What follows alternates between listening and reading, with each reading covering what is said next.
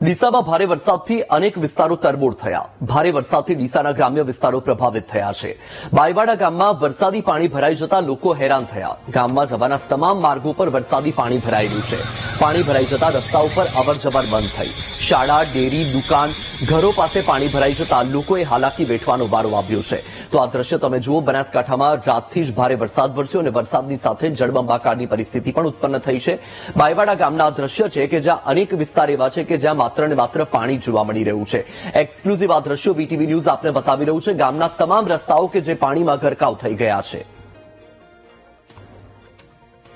આ ગામમાં પાણી આવે છે, આને સ્કૂલ છે, આને મંદિર છે, તે મહેરબાની કરીને પાણીનો નિકાલ કરો કોક।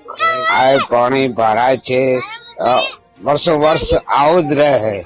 રોજવાજી ફેર કરી જ દે, નક્કી કરી એમને। બનાસકાંઠાના દાંતીવાડામાં તળાવ ઓવરફ્લો થયું। બનાસ ડેરીએ જળ સંચય માટે બનાવેલું તળાવ ઓવરફ્લો થયું છે। મહાદેવિયા, બોરિયા, રાણીટૂક સહિત અનેક વિસ્તારો પાણી પાણી થયા। તો એક તરફ વરસાદી માહોલ છે અને વરસાદી માહોલની વચ્ચે દાંતીવાડામાં તળાવ ઓવરફ્લો થયું। આ દ્રશ્ય તમે જોઈ રહ્યા છો તમારી ટીવી સ્ક્રીન પર।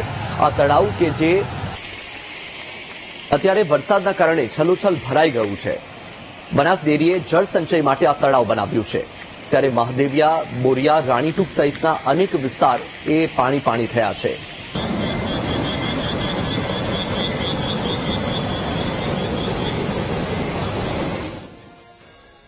બનાસકાંઠામાં વરસાદથી ધાનેરા ગ્રામ્ય વિસ્તારમાં રોડ ધોવાયા। છીડીવાડી અને ડીસા તરફનું નાડું વરસાદમાં ધોવાઈ ગયું।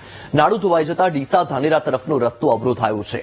છીડીવાડી ગામે વોહડામાં પાણી આવતા નાડું ધોવાઈ ગયું। રસ્તો બંધ થતા સ્થાનિકો, પશુપાલકો, ખેડૂતોને ભારે મુશ્કેલી વેઠવાનો વારો આવ્યો છે।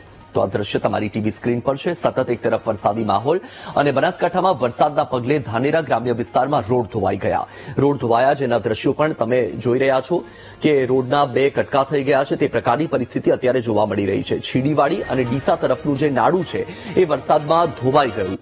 નાડું ધોવાઈ જતા ડીસા ધાનેરા તરફનો રસ્તો અવરોધાયો છે અને તેના કારણે જે સ્થાનિક લોકો છે અને ત્યાંથી પસાર થતા જે લોકો છે તેમને ભારે મુશ્કેલી વેઠવાનો વારો આવ્યો છે, જેમાં ખાસ કરીને પશુપાલકો અને ખેડૂતોને ભારે મુશ્કેલી વેઠવી પડી। તે પ્રકારની સ્થિતિ અત્યારે તમારી ટીવી સ્ક્રીન પર તમે જોઈ શકો છો। છીડીવાડીમાં વોહડામાં પાણી આવ્યું અને તેના કારણે આ નાડું ધોવાઈ ગયું।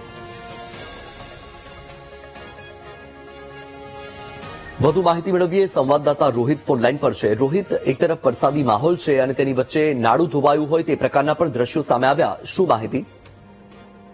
જે વરસાદ ચોક્કસથી વાત કરવામાં આવે તો બનાસકાંઠા જિલ્લામાં વહેલી સવારથી જ ધોધમાર વરસાદ વરસ્યો હતો, જેમાં ડીસા, ધાનેરા, પાલનપુર, વડગામ, દાંતીવાડા સહિતના વિસ્તારોમાં ભારે વરસાદના પગલે અનેક જગ્યાએ નુકસાનીના દ્રશ્યો પણ સામે આવે છે। મહત્વની વાત એ છે કે ધાનેરાના ગ્રામ્ય વિસ્તારોમાં જે પ્રમાણે સામાન્ય વરસાદ પડ્યો છે તેમાં અનેક જગ્યાએ રસ્તાઓ ધોવાયા છે। સિંધીવાડી અને ડીસા તરફ જે જોડતો માર્ગ છે જે ધોવાતા ઊંડો ખાડા પડ્યા હતા અને જેમાંના કારણે વાહન વ્યવહાર છે તે બંધ થયો છે। તો આ તરફ બીજી તરફ પણ દાંતીવાડા સહિતના વિસ્તારોમાં પણ ભારે વરસાદના પગલે અનેક જગ્યાએ રસ્તાઓ બંધ થયા છે।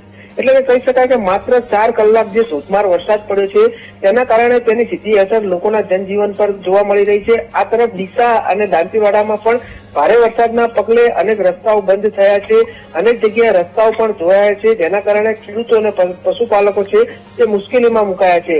વારંવાર તંત્રને રજૂઆત કરી છે કે રસ્તા બાબતે સારું કામ કરવામાં આવે, પરંતુ માત્ર સામાન્ય વરસાદમાં જ અનેક રસ્તાઓ ધોવાતા તંત્ર સામે પણ અનેક સવાલો ઉભા થઈ રહ્યા છે। જી વત્સલ। બિલકુલ રોહિત, માહિતી બદલ આભાર।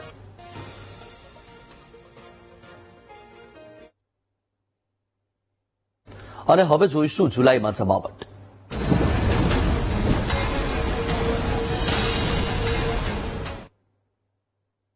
પાટણ શહેરમાં લાંબા વિરામ બાદ વહેલી સવારથી વરસાદી માહોલ છે। સામાન્ય વરસાદમાં જ પ્રથમ રેલવે ગરનાળું પાણીમાં ગરકાવ થઈ ગયું। રેલવે ગરનાળામાં ઘૂંટણસમા પાણી ભરાતા વાહન ચાલકોને હાલાકી વેઠવાનો વારો આવ્યો છે। પાણી ભરાતા લોકો 4 કિલોમીટરનો ચક્રાવો ફરવા માટે મજબૂર બન્યા છે। દર વર્ષે સર્જાતી સમસ્યામાંથી ક્યારે લોકોને મુક્તિ મળશે તે એક સળગતો સવાલ છે। લાંબા વિરામ બાદ ફરી એક વખત પાટણ જિલ્લાની અંદર વહેલી સવારથી જ વરસાદી માહોલ જામ્યો છે। દ્રશ્યો બતાવવા માંગીશ કે પાટણ શહેરમાં માત્ર 15 mm વરસાદ વરસ્યો છે અને પાટણ શહેરનું જે પ્રથમ રેલવે ગરનાળું છે તે અત્યારે વરસાદી પાણીની અંદર ગળકાવ થઈ ગયું છે. અહીંથી જે વાહન ચાલકો પસાર થાય છે તેઓને અહીંથી લગભગ 4-4 કિલોમીટર ફરીને જવાનો વારો આવે છે. આપણી સાથે અહીંયા રિક્ષા ચાલક છે, જેઓની રિક્ષા પાણીની અંદર બંધ પડી છે. તેઓને પૂછીશું, ભાઈ કેટલું પાણી ભરાયું છે, કેવી તકલીફ છે? તકલીફ તો બહુ છે ભાઈ. પાણી તો આપણે એટલું બધું ભરાઈ જાય કે કોઈ રિક્ષા વાળાને કોઈ સાધન વાળાને બહુ તકલીફ પડે. કેટલા સમયથી આ સમસ્યાઓ છે? આ તો બહુ ખાસો સમયથી. અત્યારે તમારી રિક્ષા બંધ પડી છે, કઈ રીતે ધક્કા મારી બહાર લાયા?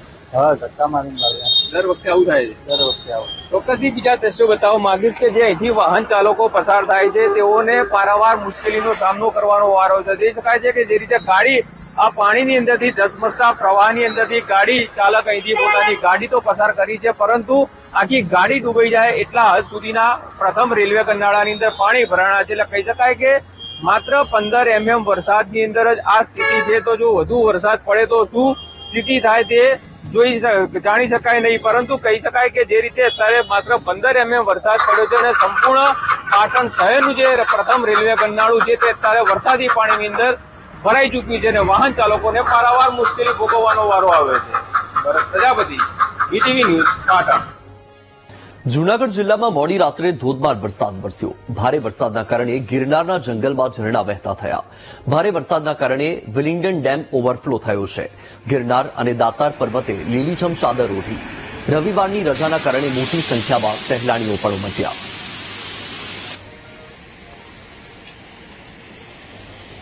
આ દ્રશ્ય તમારી ટીવી સ્ક્રીન પર જૂનાગઢથી સામે આવ્યા છે. જૂનાગઢ જિલ્લામાં મોડી રાત્રે ધોધમાર વરસાદ વરસ્યો. એક તરફ વરસાદી માહોલ જામ્યો છે અને બીજી તરફ વરસાદના પગલે પ્રકૃતિ પણ સોળે કળાએ ખીલી હોય તે પ્રકારના દ્રશ્યો જોવા મળી રહ્યા છે. ભારે વરસાદના કારણે ગિરનારના જંગલમાં ઝરણાઓ વહેતા થયા છે અને વિલિંગડમ ડેમ કે જે ઓવરફ્લો થયો. ગિરનાર અને દાતાર પર્વતે પણ લીલીછમ ચાદર ઓઢી લીધી હોય તે પ્રકારની સ્થિતિ, તે પ્રકારના દ્રશ્યો છે અને જે આંખોને પણ ઠંડક આપે તેવા દ્રશ્યો છે. અને આજે રવિવારનો દિવસ છે ત્યારે રવિવારની રજાના કારણે મોટી સંખ્યામાં લોકો પણ અહીં પ્રકૃતિનો આનંદ લેવા માટે આવ્યા છે. દ્રશ્યમાં તમે જુઓ કે જે પર્વતો છે એ સુંદર લીલી ચાદર ઓઢી લીધી હોય તે પ્રકારે જોવા મળી રહ્યા છે.